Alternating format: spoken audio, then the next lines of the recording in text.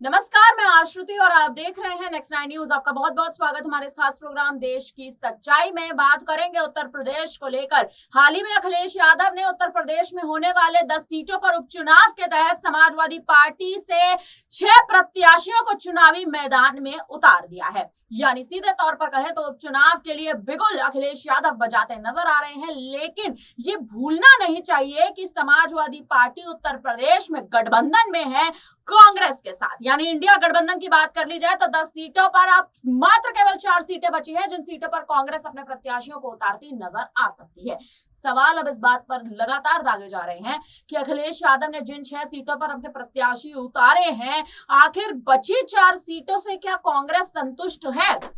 क्योंकि सीधे तौर पर देख लिया जाए तो 6 सीटों पर प्रत्याशियों के नामों का ऐलान करने के बाद अब तल्खियों का दौर यूपी में शुरू हो चुका है, क्योंकि राहुल गांधी बनाम अखिलेश यादव ये परिस्थितियां उत्पन्न होती नजर आ रही हैं। तमाम कयासों के आधार पर बात कर ले, सूत्रों के हवाले से बात कर ले, लेकिन उत्तर प्रदेश में इंडिया गठबंधन में बड़ी फूट आने वाले समय में देखने को मिल सकती है। इसी मुद्दे पर आज चर्चा करेंगे, क्योंकि लगातार ये जो फूट की खबरें चलती नजर आ रही हैं, उत्तर प्रदेश में ये सियासत 2027 के विधानसभा चुनाव तक पूर्ण तरह से पलटती नजर आ सकती है। मनीष हमारे साथ मौजूद है। मनीष, क्या लगता है, यूपी की बात जब करते हैं तो धर्म की राजनीति सामने आती है, लेकिन विकास के नाम पर भारतीय जनता पार्टी चुप रहती है। लेकिन वही विकास और वही तमाम मुद्दे लेकर समाजवादी पार्टी आती है, उसी उद्देश्य के साथ इंडिया गठबंधन कहीं ना कहीं मैदान में उतरता नजर आता है। क्या लगता है, अगर ये भाई भाई की जोड़ी टूटती नजर आएगी तो समाजवादी पार्टी आखिर किस हद तक यूपी में विकास कर सकती है, और कांग्रेस आखिर क्या रणनीतियां अपनाएगी सेंधमारी करने की? जी बिल्कुल, देखिए आश्रुति, यहाँ पर देखा जाए तो लोकसभा चुनाव में जिस तरह से अखिलेश यादव और राहुल गांधी ने जिस तरह से गठबंधन के तहत, इंडिया गठबंधन के तहत चुनाव लड़ा, और ऐसे में अखिलेश यादव ने सबसे ज्यादा सीटें उत्तर प्रदेश की राजनीति में जीती, और उत्तर प्रदेश में जितनी भी तमाम राजनीतिक पार्टियां उस दौरान चुनावी मैदान में थी, उसमें सबसे अधिक सीटें अखिलेश यादव के पाले में ही गई। और ऐसे करके कहीं ना कहीं देखा जाए तो देश भर की राजनीति में तीसरे नंबर पर समाजवादी पार्टी की गिनती होनी शुरू हो गई इस दौरान से। तो अब कहीं ना कहीं अखिलेश यादव ने जिस तरह से 6 सीटों पर अपने प्रत्याशी उतार दी हैं, और कांग्रेस लगातार 5 सीटों पर प्रत्याशी उतारने की बात कहती हुई नजर आ रही थी, 5 सीटों की मांग यहाँ पर अखिलेश यादव के सामने रखती हुई नजर आ रही थी। और यहाँ पर देखा जाए तो कांग्रेस के प्रदेश अध्यक्ष अजय राय भी इस बात को लेकर कहीं ना कहीं तमाम बयानबाजी करते हुए नजर आए थे। और अब देखा जाए तो ये गठबंधन जो है, वाकई जिस तरीके से आपने कहा कि ये गठबंधन कहीं ना कहीं टूटता हुआ नजर आ रहा है, और ऐसे में गठबंधन टूटने के बाद क्या एक दूसरे के खिलाफ यहाँ पर माहौल बनाते हुए नजर आएंगे, या भारतीय जनता पार्टी को ही निशाने पर लेंगे? एक बड़ा सवाल है। क्योंकि देखा जाए तो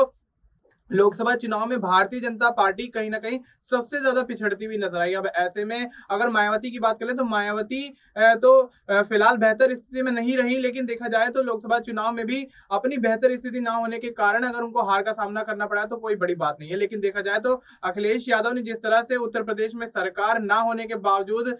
मजबूत यहाँ पर ना होने के बावजूद पार्टी के यहाँ पर जिस तरह से जीत दर्ज की है, और अखिलेश यादव ने सीएम योगी आदित्यनाथ को जिस तरीके से कड़ी चुनौती यहाँ पर दी है, और योगी आदित्यनाथ की सरकार होने के बावजूद भारतीय जनता पार्टी पिछड़ती हुई नजर आई। यानी कि देखा जाए तो अखिलेश यादव ने पिछले 2 से ढाई साल में जो चुनावी मैदान में मेहनत की है, लोगों से मिलके बातचीत करके और तमाम यहाँ पर क्षेत्रों का दौरा करके जिस तरह से समाजवादी पार्टी को मजबूत किया, उसका फायदा उनको लोकसभा चुनाव में मिलता हुआ नजर आया। अब उपचुनाव की बात कर ले तो उपचुनाव में 5 सीटें जो सपा की जिताऊ सीटें हैं, सपा के गढ़ वाली सीटों पर 5 सीटें जो है उनमें चुनाव होता हुआ नजर आ रहा है, और ऐसे में वो 5 सीटें अपने पास रखती हुई समाजवादी पार्टी नजर आ रही है। साथ ही एक और सीट यहाँ पर अपने जो लिस्ट में है उन्होंने शामिल कर लिया। लेकिन 4 सीटें जो बची हैं, क्या कांग्रेस उस पर संतुष्ट होती है या नहीं, ये भी वाकई एक बड़ा सवाल है। जिस तरीके से मनीष, आपको यहाँ रोकना चाहेंगे, जिन 6 सीटों पर समाजवादी पार्टी ने अपने प्रत्याशियों को उतारा है, उसमें से 4 सीटें ऐसी मानी जा रही हैं जिन सीटों पर कांग्रेस का दबदबा अच्छा है। यानी अखिलेश यादव राहुल गांधी का यहाँ पर खेल बिगाड़ते नजर आ रहे हैं, क्या लगता है?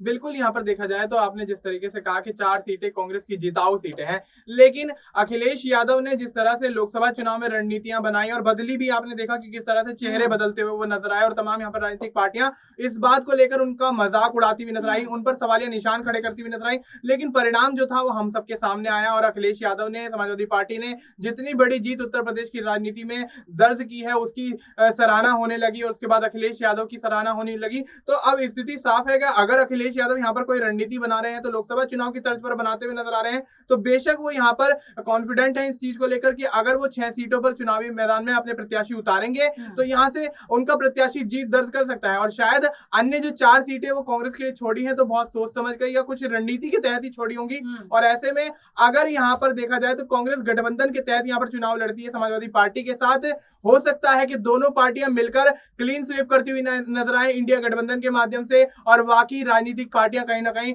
अखिलेश यादव और राहुल गांधी का मुंह तकती हुई रह जाएं। कहीं ना कहीं राहुल गांधी की परिस्थिति इस बार इस उपचुनाव में खराब होती नजर आ सकती है। उसके पीछे बड़ा कारण अखिलेश यादव कहलाए जा सकते हैं। एक सवाल और लेना चाहेंगे मनीष, यहाँ अगर आप देखें तो उत्तर प्रदेश में लोकसभा चुनाव में भारतीय जनता पार्टी की हार के बाद स्थितियां बदल रही हैं। कहा यह जा रहा है कि बीजेपी पर अब कहीं ना कहीं बीजेपी आला कमान की ओर से योगी आदित्यनाथ की गद्दी जो है वो खतरे में है। यानी सीधे तौर पर योगी आदित्यनाथ को उनकी गद्दी से हटाया जा सकता है और उनकी जगह किसी ऐसे चेहरे को मौका दिया जा सकता है जो उत्तर प्रदेश में धर्म से परे हटके जो तमाम बड़े अहम मुद्दे हैं, जिन मुद्दों पर लगातार चर्चाएं हो रही हैं, चाहे फिर विकास का मुद्दा देख लीजिए, युवाओं के लिए तहत मुद्दा देख लीजिए, तमाम ऐसे बड़े मुद्दे जिन मुद्दों पर उत्तर प्रदेश में खास तौर पर चर्चा होना जरूरी है, ऐसे बड़े चेहरे को सीएम गद्दी सौंपी जा सकती है। क्या लगता है योगी आदित्यनाथ नहीं तो उत्तर प्रदेश में बीजेपी की ओर से सीएम दावेदारी किसे दे सकते हैं? देखिए, यहाँ पर अगर योगी आदित्यनाथ को हटाने की बात है तो मैं नहीं मानता कि भारतीय जनता पार्टी योगी आदित्यनाथ को हटाएगी, क्योंकि आपने देखा कि 2 बार